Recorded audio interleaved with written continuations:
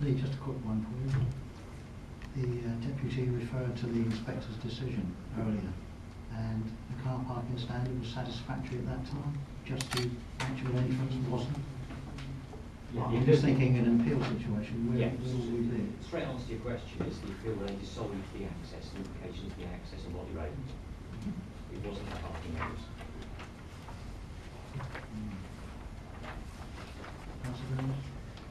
The issue of allocated spaces opens a whole can of worms. Not only is it unenforceable, but it will lead to dispute.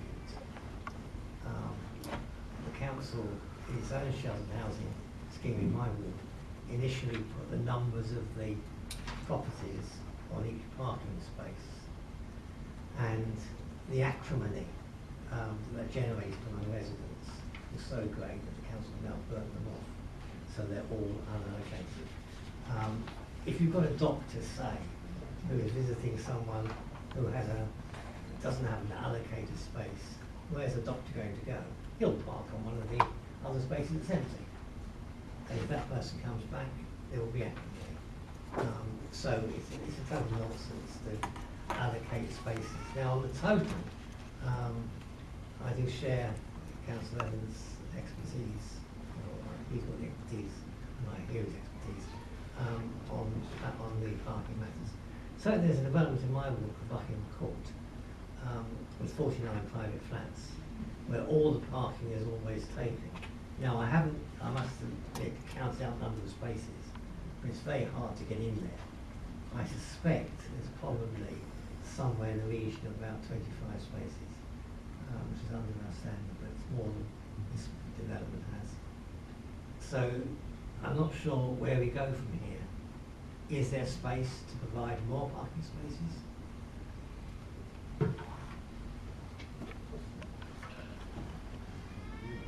Right.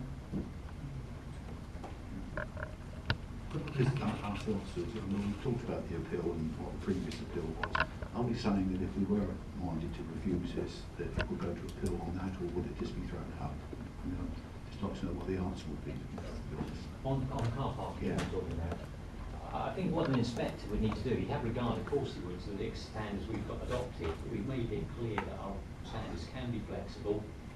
We've got an applicant that's coming forward that's got an awful lot of these schemes, and that would be their argument. They would come along and say, we've got all these schemes, we'll give you all the details, we'll survey all these schemes and show you how many car parking spaces are occupied on each occasion, and we would argue from there.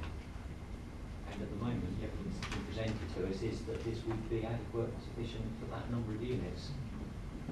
So it's really, we believe we could counter that argument, because as I said at the beginning, it strikes me that it's a lifestyle choice. People move into this, they decide they want this kind of living, and that's probably why the car parking laws were affected in that. Yeah.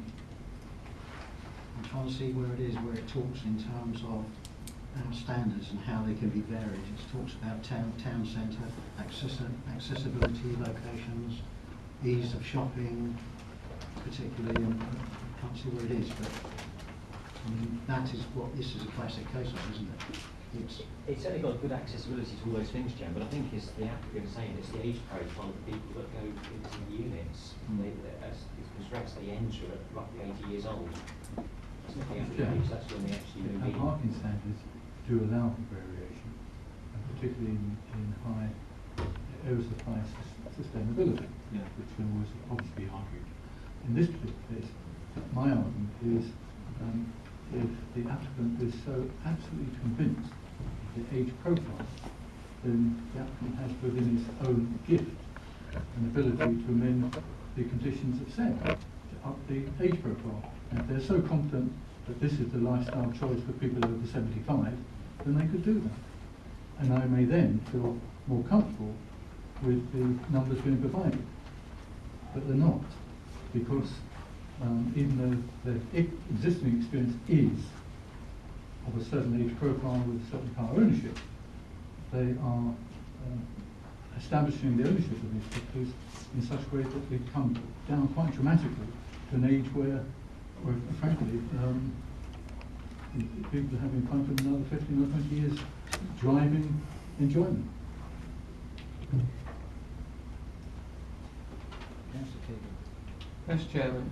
One of the things is, we've heard all about this parking, but one of the things that sits in the, if it went to appeal to the inspector's point of view, the submission also compares the proposal with others in the wider Fareham, Southampton, Portsmouth and Waterloo area, demonstrating that in comparison with the CRM amounts, the level of parking provision is adequate. If they'd actually just said countrywide, I think we'd perhaps see better reason, but I think if any inspector really went to appeal and say, look, they've compared it with all the other developments in the area, and they come up with that's reasonable, and I think we'd actually be losing. I was just checking this out, we've done, Chairman. There's a number of conditions at the back of the report, and on page 17, and condition number 14, it says that none of the apartments shall be occupied till the parking spaces have been provided. And then it goes on to say the parking spaces shall be there to be retained and kept available at all times for the use of residents and visitors only on an unallocated basis. So I think that would avoid the concern that Councillor Butler's got, that they could try and sell off parking spaces for some of the flats. I think because the company who are actually suggesting that 17 flats are sold with a parking space, That's the right. rest do not have any parking. That's right, because there's no demand for that parking, is that H profile doesn't require parking, that's why there's so few spaces proposed. So if the demand is only for 17 car parking spaces, then the scheme, whether it's a permit or a sale condition, actually says to people that are looking to buy there or to occupy there, you need a car, we have an offer for you, which includes a permit to use a car space, or we don't have an offer for you that includes a car parking space. Because on this road, Botley Road, there is nowhere else to put cars. There's no on-street parking there. The whole area is very crowded as it is. So some concern that parking is very valid. And the way to mitigate that, if it isn't the 8 million on the standard property, then it may be some condition around the availability of the 17 car parking spaces. That needs to be the constraint that people are aware of when they buy or occupy, and that the company manages to. So there may be a condition or a way of being very clear that there is a shortage of parking, but that shouldn't be an issue for the business, because the business's market does not require more than 17 spaces. But to have an unallocated set of 17 for 46 flats just leaves the situation open for a problem that can't be resolved once it's actually happened. There's nowhere for the overflow to go.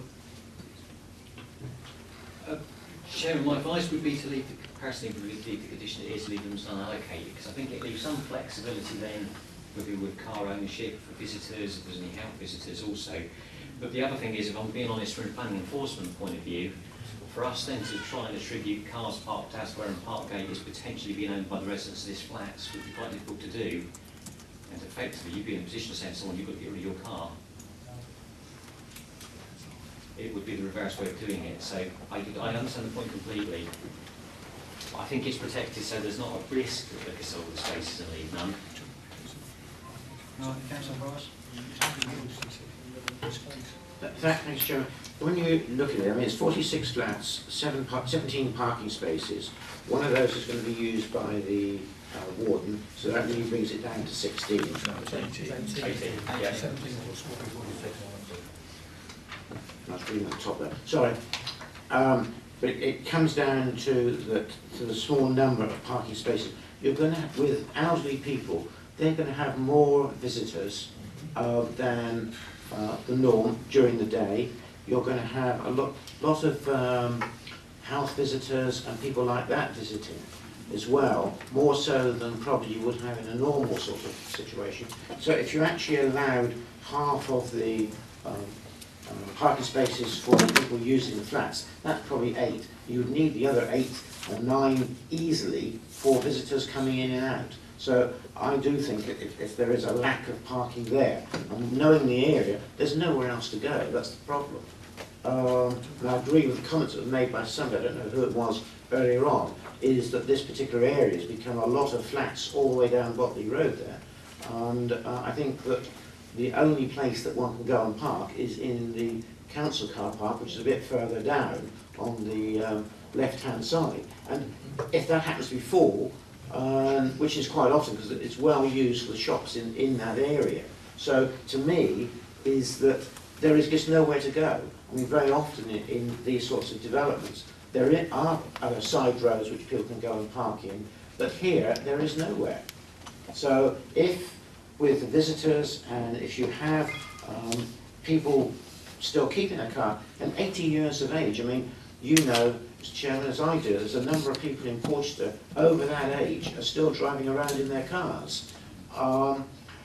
And therefore, I think that you will, as time goes on, you'll get a larger number of people of that age still driving, whereas we have our criteria of car parking, and therefore I support Councillor Evans in the sense that we bring in these criteria. Why do we not stick to it? Because you haven't got to look at just today's situation. You've got to be thinking to the future. People are living a lot longer, they are more active, older, and therefore more likely to be driving. So, you know, it may suffice the situation doing a sample as at today, but take 10 years' time, 5 years' time, it won't, but you've got nowhere to expand the car park, so you can't do anything. So, to me, it should comply with what our criteria is. Lee, just a quick one for you. Right, does anybody want to put a counter proposal, or would you just want to vote on what it says? Yes or no? Voters? Right, there's a proposal to accept this recommendation. Those in favour, please show.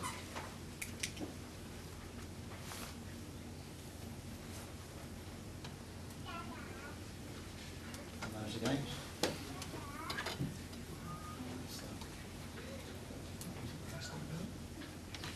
What is it?